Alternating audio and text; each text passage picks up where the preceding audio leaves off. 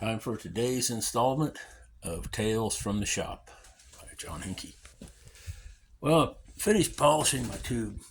I'm happy with it. I think it looks really, really good. Let me show it to you.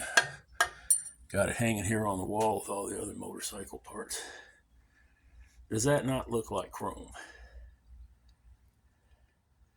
It looks more like nickel, actually. Chrome's a little whiter. Nickel's a little deeper. I like nickel finish better than chrome. Chrome is, like I say, it's deep, or nickel is like deeper or something. It's got more of a, body to it. But as I said, that's 304 stainless steel. This should stay that way until the end of time. I'm going to set it back there. That's my exhaust system. I had to do something with that. The stock one rusted out, in about a year. It was junk. So I bought a Cherry Bomb muffler. That's what this is, a Cherry Bomb. I cut the end off of the old muffler and welded it to this one. So it mounts on just like stock. And these are the mounting plate from the original muffler too. I just welded it on. So it mounts on just like a stock exhaust system. And this is probably the tank I'm going to use. It's this tank here. But I ground down the lip and I took some thin aluminum, like this stuff here. I got the sheet metal. And I covered it. I glued it on with JB Weld. And I put plastic wrap, saran wrap on it. And I put microwave magnets all around it to hold it down flush. And a little Bondo, a little sanding. This has been modified to take a standard gas cap. Suzuki, when I bought this Suzuki, they wanted $75 for one of these caps. And then the last time I checked, it went up past $100. Out of their damn minds. Don't ever buy motorcycle parts from a dealership. Don't ever buy car parts from a dealership either. That's the original seat. Hung on to it. I'm going to use it someday. This here is all that's left of my Yamaha project. It was a Yamaha, not a VMAX. It was the Cruiser one. It was an old one. It was a back burner project, and well, after the hurricane, there wasn't no burner no more. So I just had to give up on it and take it to the salvage yard. Why do I have this part? Because it has a head number on it that matches the title I've got. And someday, this old man might build something, and whatever I build is going to be a 1984 Yamaha Venture. I was trying to think it's a Venture. Whatever I make, it's going to be a Yamaha Venture with some modifications. Stupid ass government. Polished up my dog bones again. I don't know what I'm going to do with this. I'm thinking about just ordering some dog bones. Because when I bend that tube, it's going to be curved, and this thing's got this saddle set up. I'd either have to cut that. Put my phone here. I'd either have to cut this section out and separate these two clamps, or just get some different dog bones, and I'll save this part for another project another day. It's 1 inch. I got these shims to put in there. I'm going to tape all that together so nothing gets lost. That's, yes. Well, it's December 23rd, Saturday. Christmas is a-coming. I don't have to go to work till next Tuesday. 1 day. But, yeah, it's a beautiful day today, man. I came out here with my overalls on. I had to take them off, find my shop shorts, put them on. Because I was sweating. I don't know. I'm going to put up this buffer, put it back in its cabinet. This motor is a pool pump motor. When I moved in here, there was an old above ground swimming pool. It was no good. And the insurance company's like, "You're going to tear that down, right?" Yes, I'm going to tear it down. Had an elevated deck built all around it. I tore down that deck, and that's what I made the floor for the shop out of, was that pressure treated wood. It's pressure treat 2 wood. I mean, it was old, but it was not rotten. It was good stuff. So I made the first floor, and then later on I covered the floor with plywood, and then I put in regular flooring. So it's pretty thick. It doesn't bounce. It's very well supported. Then I used the big long 2x6s for the supports. I'm such a stingy old fart. Hate spending money. Yeah. I can't believe them shysters in Colorado just declared that President Trump can't be on the ballot there. Are they stupid? Are they so stupid they can't realize the door they opened up? See where, I think Lieutenant Governor of Texas, fuck it, we won't let Biden on the ballot here for allowing this 10 million strong illegal alien invasion to take place that we're paying for. Man, most of those people don't even speak the language.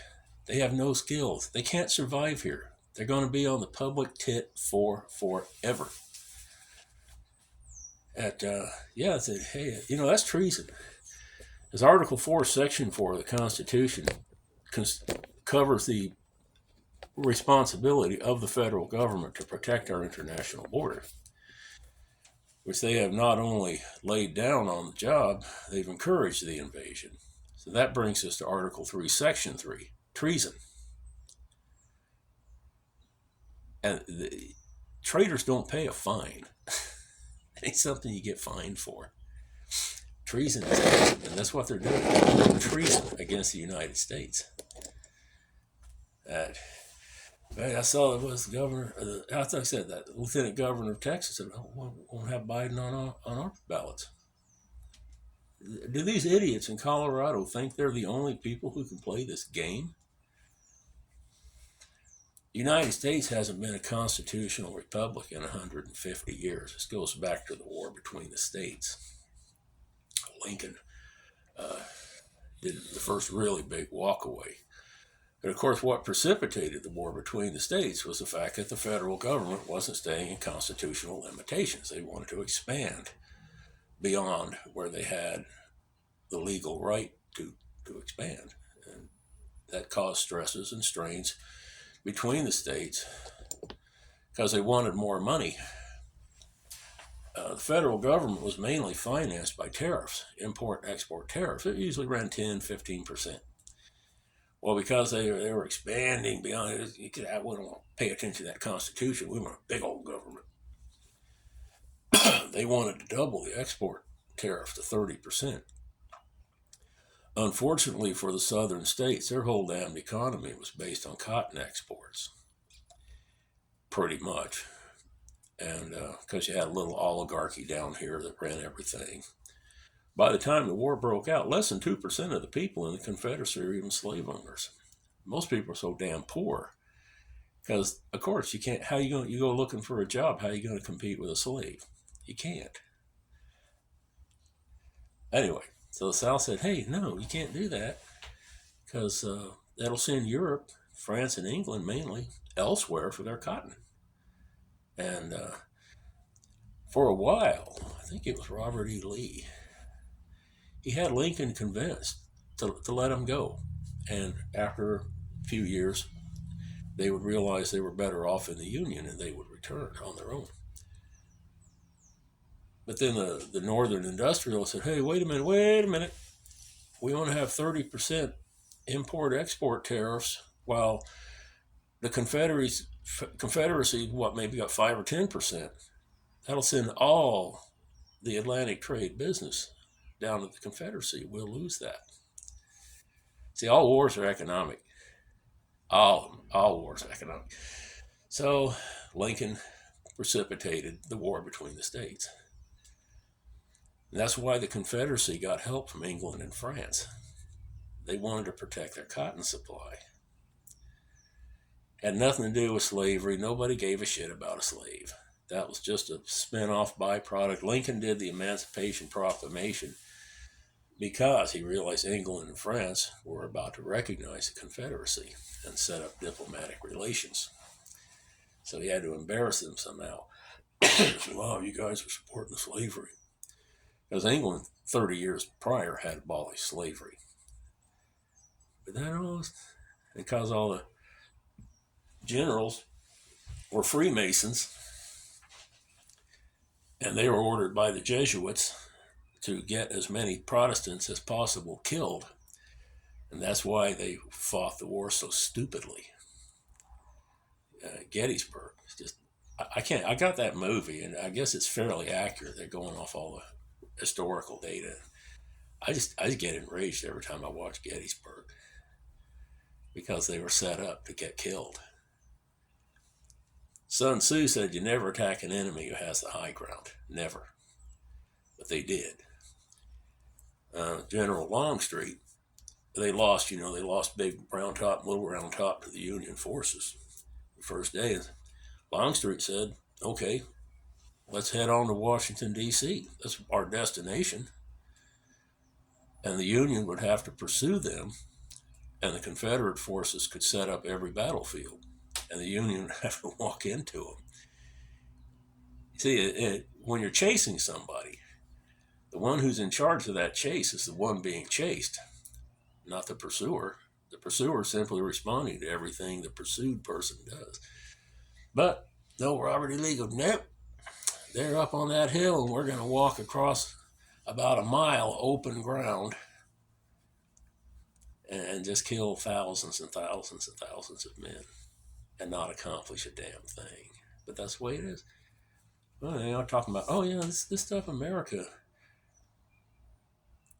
This is absolutely, our governments are absolutely lawless now. Absolutely lawless, from Washington, D.C. down to City Hall. I wish I could remember the name of that damn law. It's something or another. There's a 6 in it. I need to write it down. Bernie Thompson's been talking about it. God, yeah, these guys, they've got a multi-million-dollar house at the beach. They got a cabin in the mountains. They own all this shit, and they're going to have to explain how they paid for it. Now, this didn't start with FEMA money. This has been business as usual for years. Like I said the other day, probably going back to Reconstruction, people were skimming funds. So it's gonna be interesting. I wish y'all a nice holiday, Merry Christmas. We all, people get in, it's a pagan holiday, blah, blah, blah, all that. Yeah, I know. But Jesus, relax. So is Easter. Just enjoy the time.